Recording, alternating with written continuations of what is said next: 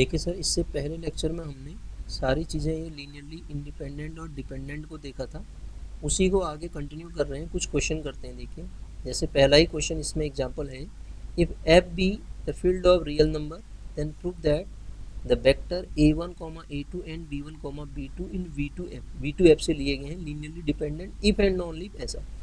अगर ये linearly dependent है तो ऐसा होगा, ऐसा है तो linearly dependent, if and only की कंडीशन को ये बोल रहे हैं।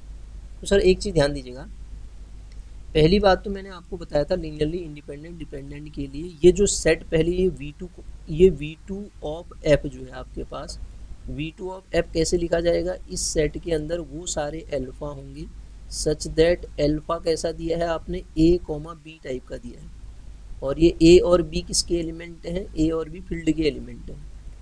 ठीक है, तो यहाँ से आपको दो अल्फा दिए गए हैं, अल्फा 1 इज इक्वल टू आपको दिया गया है a1, a2। ध्यान दीजिए, मैंने यहाँ a, b लिखा है, तो आप ऐसे भी लिख सकते हैं, कोई दिक्कत नहीं, a1, b1, a2, b2 करके भी लिख सकते हैं। और बीटा अल्फा 1 लिख दिया तो यहाँ अल्फा 2 लिख देता हूँ, alpha 2 is equal to b1, b2 दिया है। ठीक है, हम इसके लीनियर कॉम्बिनेशन को 0 के बराबर रखते हैं, a अल्फा 1 प्लस a की जगह पे अगर हम x लिख लें, a ही रहने देते हैं, b alpha 2 is equal to 0 vector. तो ध्यान दीजिए, डेफिनेशन हमने पढ़ी थी ना इसकी, a of a1 a2 plus b of b1 b2 is equal to 0 vector कैसा होगा, 0, 0 ऐसा होगा। तो जब आप इसकी इक्वेशन बनाएंगे क्या आएगा, देखिएगा a1 plus b1, a2 plus b2। ध्यान से इस बात को समझिएगा, ठीक है, b2 इक्वस टू 0, इक्वेशन यही तो बनेगी। इनको जोड़ के आप देखिए क्या मिल रहा है, a1 a2 और यहाँ से प्लस क्या मिलेगा आपको, b1 b2। अब ये वेक्टर्स को जैसे जोड़ा जाता है वो हम ऐड करेंगे तो आपको ये मिल जाएगा। अब ध्यान दीजिए, डिपेंडेंट और इंडिपेंडेंट के लिए हमने क्या पढ़ा था, ये 2x2 की मैट्रिक्स है। इसके कोफिशिएंट मैट्रिक्स को जब मैं बनाऊंगा, सर कोफिशिएंट मैट्रिक्स ध्यान से देखिएगा, जब आप कोफिशिएंट मैट्रिक्स बनाएंगे 2x2 की, तो इसका ये क्या कर रहा है, लीनियरली डिपेंडेंट की बात कर रहा है। तो डिपेंडेंट होने के लिए, इंडिपेंडेंट अगर मेरे से कहता तो इसकी रैंक 2 आनी चाहिए थी। कोफिशिएंट मैट्रिक्स जब आप बनाएंगे ना, a इज इक्वल टू, इसकी कोफिशिएंट मैट्रिक्स क्या बनेगी, a1 b1 a2 b2 बनेगी, a1 b1 a2 b2 ही तो बनेगी इसकी कोफिशिएंट मैट्रिक्स। इसका मतलब इसका डिटरमिनेंट नॉन जीरो यदि होगा, तो ये तो एल हो जाएगा, तो एल हो जाएगा। तो एल डी होने के लिए मैंने बताया था होमोजीनियस सिस्टम आपको, एल डी होने के लिए इसके डिटरमिनेंट की value for L D, determinant of A must be zero, determinant A must be zero, determinant A को क्या होना पड़ेगा, जीरो होना पड़ेगा, determinant A must be zero. और आप जानते हैं इसका डिटरमिनेंट क्या चीज़ मिलेगी, a1 b2 minus a2 b1 is equal to 0। तो अब ये स्टेटमेंट को पढ़ो, देखो, are linearly dependent if and only a1 b2 minus a2 b1 बराबर 0।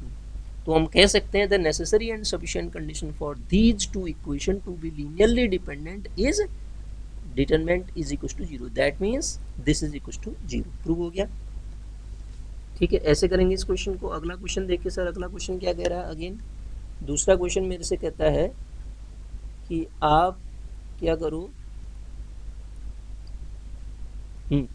अल्फा 1 अल्फा 2 दो वेक्टर दिए हैं एंड ए बी फील्ड के element, so that the set this is linearly dependent. आपको ये चेक करना है ये जो दिया गया सेट होगा ना लीनियरली डिपेंडेंट होगा। सर जैसे देखो, हम आगे थ्योरम भी पढ़ेंगे, अगर कोई वेक्टर अपने प्रीसीडिंग वेक्टर का लीनियर कॉम्बिनेशन लिखा जाता है तो उनसे बनने वाला सेट लीनियरली डिपेंडेंट हो जाएगा। अगर ये एक नंबर का क्वेश्चन होता तब तो आप डायरेक्ट कह सकते थे इस लॉजिक से हो जाएगा, लेकिन हमें तो सॉल्व करना है ना। तो इसके लिए हम क्या लेंगे, जो मेथड होती है वही लगाएंगे। अब आप देख रहे होंगे यहाँ पे साफ पता चल रहा है, माइनस ए, मैं डायरेक्ट लिखता हूँ, देखिएगा, minus a comma alpha 1 plus minus b comma alpha 2 plus a alpha 3 plus b alpha a alpha 1 plus B alpha 2। जब आप इसको सॉल्व करेंगे, यहाँ पे देखिएगा ए अल्फा 1, ये कुछ भी हो जाए, ये जीरो भी हो जाए तो कोई दिक्कत नहीं। इसके आगे स्केलर लगाऊंगा क्या, 1 स्केलर लगाऊंगा ना।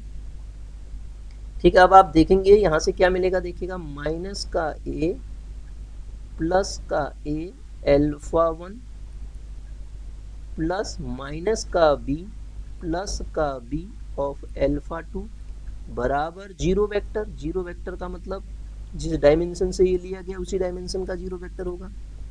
तो ये क्या मिलेगा, zero alpha 1 plus zero alpha 2 is equal to zero, zero vector. यहाँ पे मुझे क्या मिला, डेफिनेशन क्या मिली, minus a minus b. Scalar क्या क्या मिल रहे हैं आपके, minus a comma minus b. ये कुछ भी हो जाए, ये कुछ भी हो सकते हैं, ये जीरो हो जाए तब भी कोई दिक्कत नहीं है, नॉन जीरो हो जाए तब भी कोई दिक्कत नहीं, ये जीरो हो नॉन जीरो। लेकिन तीसरा जो 1 है ना sir, 1 is not equal to zero. हमने डेफिनेशन क्या पढ़ी थी, देयर एग्जिस्ट ए स्केलर। अगर आप लीनियर कॉम्बिनेशन को जीरो के बराबर रखते हैं और a1 a2 dot dot an ये स्केलर लिए गए हैं लीनियर कॉम्बिनेशन में, there exist n scalar not equal to zero या not all of them equal to zero. इनमें से सब के सब जीरो ना हो, मतलब एटलीस्ट कम से कम एक भी नॉन जीरो आ जाता है, तो वो सेट क्या हो जाता है सर, लीनियरली डिपेंडेंट। तो अब आप इसको क्या कह पाएंगे, ये सेट कैसा हो गया, लीनियरली डिपेंडेंट हो गया सर। क्या हो गया, लीनियरली डिपेंडेंट। ठीक है, ऐसे करेंगे इस क्वेश्चन को। अगला क्वेश्चन देखते हैं, अगला क्वेश्चन क्या कह रहा है, देखिए इसको भी समझने की कोशिश करते हैं। ये क्वेश्चन हमसे कहता है if alpha beta gamma are linearly dependent. ये गलत लिखा है इसने, लीनियरली इंडिपेंडेंट होगा सर यहाँ पे। अभी हम प्रूव करके दिखाते हैं क्या आएगा, complex number then F is, फिर सही कर लेंगे इसको, सब field of complex number also are. इतना मुझे याद आ रहा है, ये इसमें मैंने ये बुक में ऐसा कर रखा है, ये कुछ गड़बड़ था यहाँ पे। इंडिपेंडेंट होगा, चेक कर लेते हैं, देखिए इंडिपेंडेंट होगा सर, ये बिल्कुल इंडिपेंडेंट होगा, गलत लिखा है इसने। यहाँ पे इंडिपेंडेंट होगा, ये डिपेंडेंट की जगह पे इंडिपेंडेंट होगा। ठीक है, इंडिपेंडेंट होगा। ठीक है, ध्यान दीजिए, alpha beta gamma are linearly independent. इसने कहा है मेरे से alpha comma beta comma gamma are linearly independent. ठीक है, लीनियरली इंडिपेंडेंट। तो a comma B comma c मैंने फील्ड के एलिमेंट उठाए स्केलर के, सच दैट उनका लीनियर कॉम्बिनेशन ए, और इनको मुझे प्रूफ करना है, ये मुझे दिया है, ये गिवन है, प्रूफ क्या करना है, ये ए अल्फा बीटा गामा ऐसे हैं। अब A of alpha plus beta plus B of beta plus gamma plus C of gamma plus alpha, इनका स्केलर वो लीनियर कॉम्बिनेशन मैंने जीरो वेक्टर के बराबर रखा। इक्वेशन यहाँ से बनाई, देखिएगा A alpha plus C alpha बराबर zero vector, A beta plus, ये कुछ गड़बड़ नहीं हो रहा, ए अल्फा, ये गड़बड़ बना दी हमने,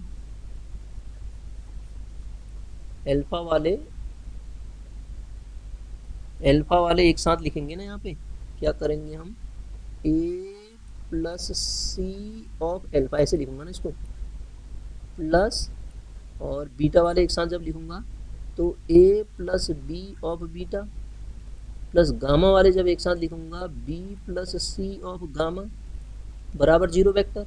ये क्या किस फॉर्म में बन गया, A alpha plus B beta, A alpha plus B beta plus C gamma बराबर जीरो बन गया।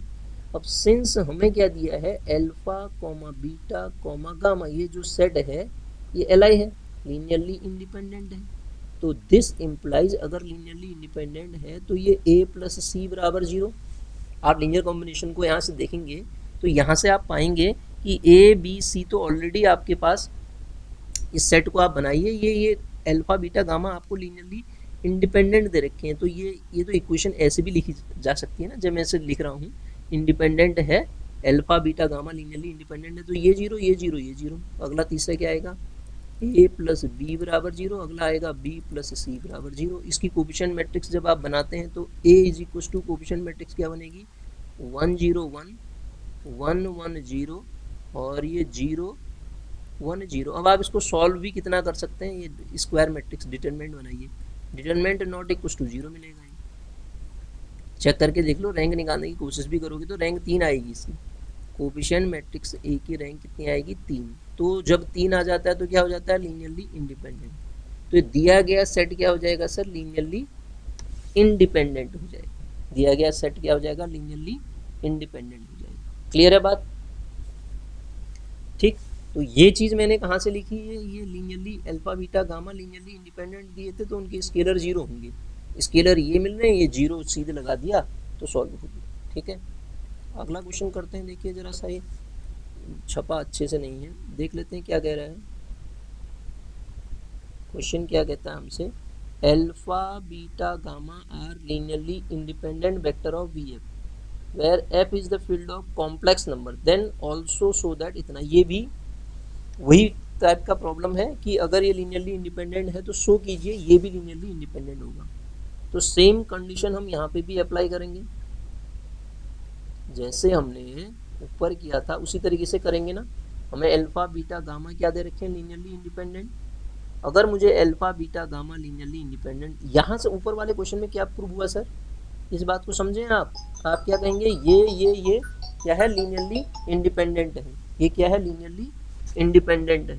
ठीक है, अब आप देखिए इसको सॉल्व करके हम करने की कोशिश करते हैं। Let A comma B comma C field के एलिमेंट लेता हूँ मैं, सच दैट ए अल्फा मतलब alpha plus beta, B beta मतलब बी ऑफ अल्फा माइनस बीटा, plus C of alpha minus 2 beta plus gamma is equal to 0 vector, is equal to 0 vector. Linear combination को 0 के बराबर रखा।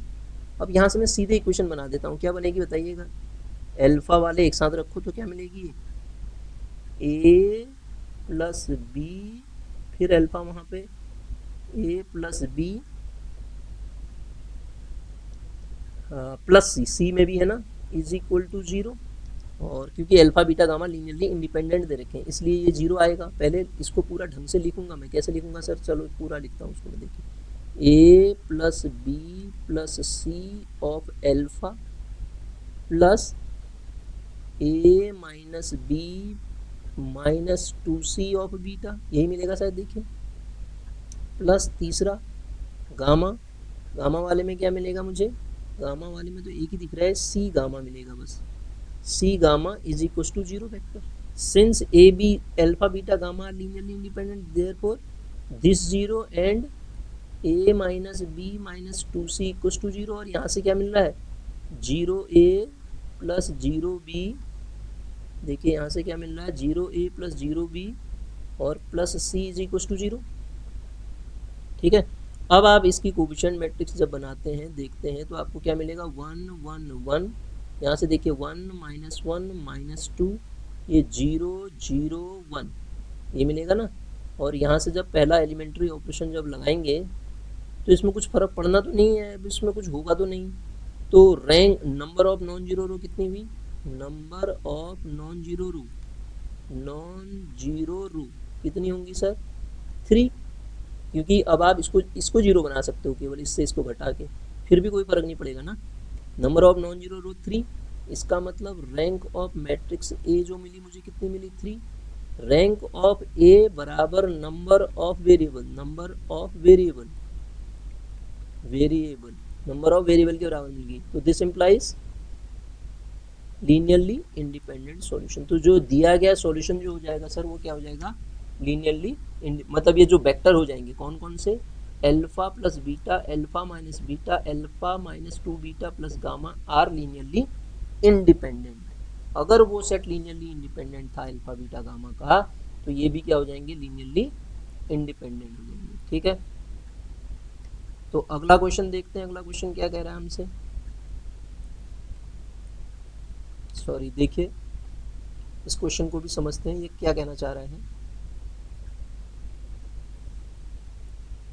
ये हमसे कहना चाह रहा है so that the set of vector, ये the set of vector 1x1 plus xx square is linearly independent set of vector in vector space of all polynomial over real field, real number field. मतलब direct मतलब ये है कि prove करके दिखाओ real field में जो PNR दिया है ना, PNR जो वेक्टर स्पेस है इससे पॉलिनोमियल से उठाए गए हैं तो इसको आप लीनियरली इंडिपेंडेंट प्रूव करो। वही डेफिनेशन लगाऊंगा, ये क्या दे रखे हैं आपको, alpha beta gamma, a comma B comma c मैं उठाता हूँ फील्ड में से, ए बी सी फील्ड के एलिमेंट उठाता हूँ, सच दैट फील्ड मतलब रियल नंबर, क्यों यहाँ पे रियल नंबर दिया है ना, such that a b c field में से उठाता हूँ, सच दैट ए बी सी जब आप उठाएंगे तो इसको कैसे बनाएंगे देखिएगा,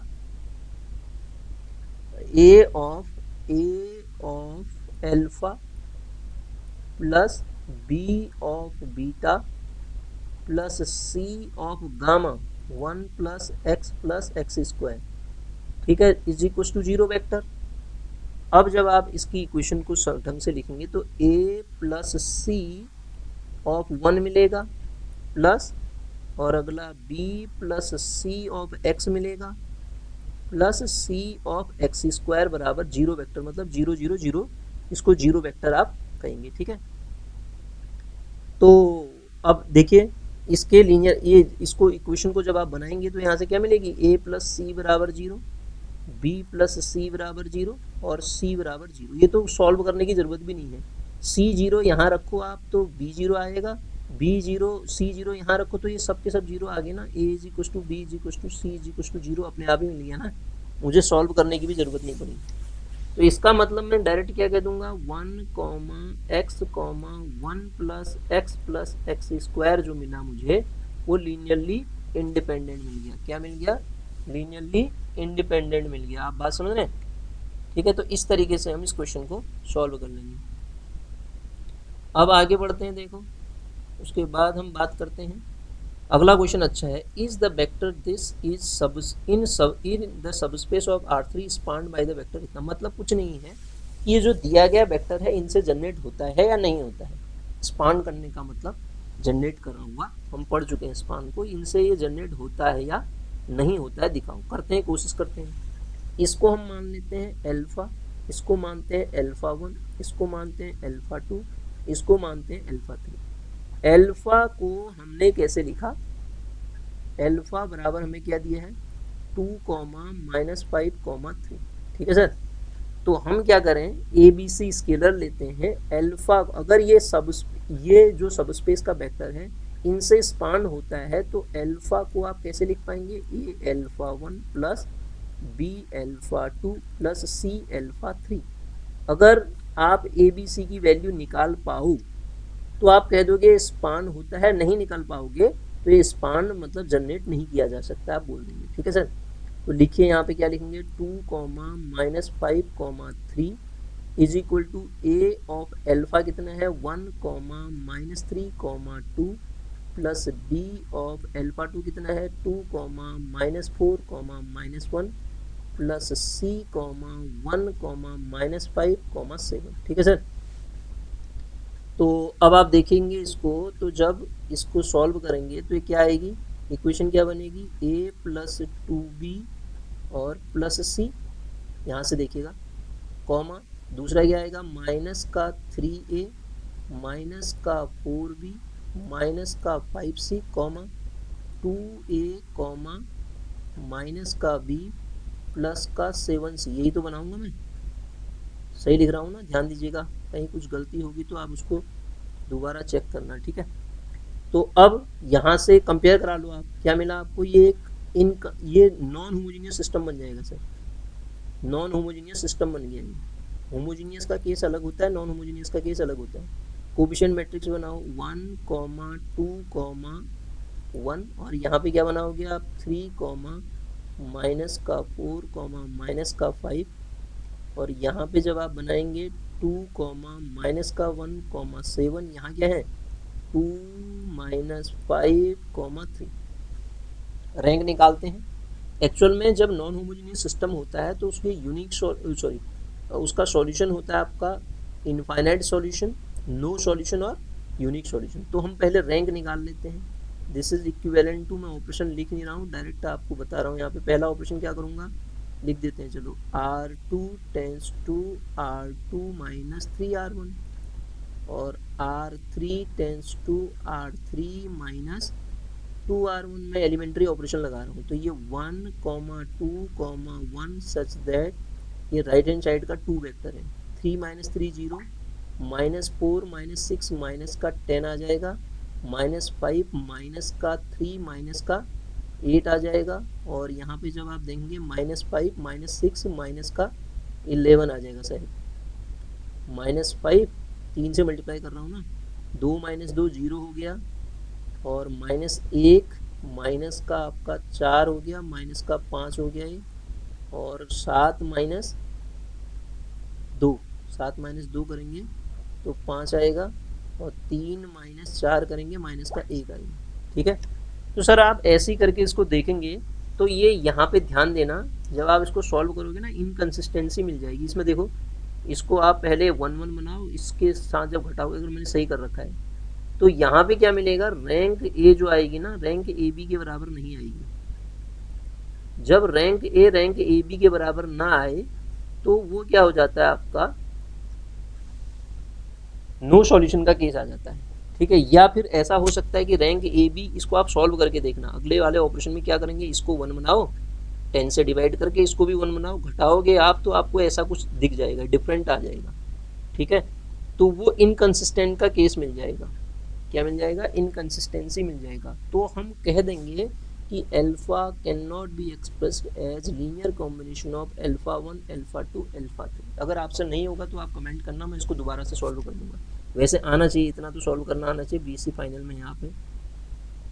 ठीक है, तो इसको सॉल्व करेंगे तो आपको ये रिजल्ट मिल जाएगा सर। ठीक है, तो इतना ही कर रहे हैं आज, फिर आगे बाकी कल देखेंगे।